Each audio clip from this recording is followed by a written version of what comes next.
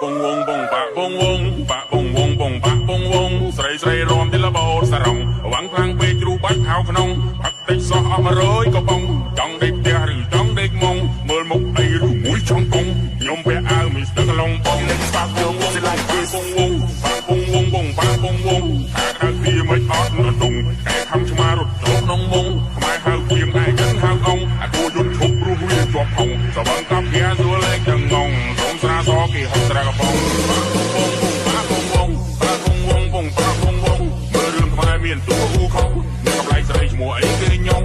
ចូលចិត្តញ៉ាំបងលហងតែពេលពុលឡានខ្ញុំថើតកងឥឡូវស៊ីគូកំភ្លេចដាក់កងរកបាត់នេះខ្ញុំឡើងវិលបង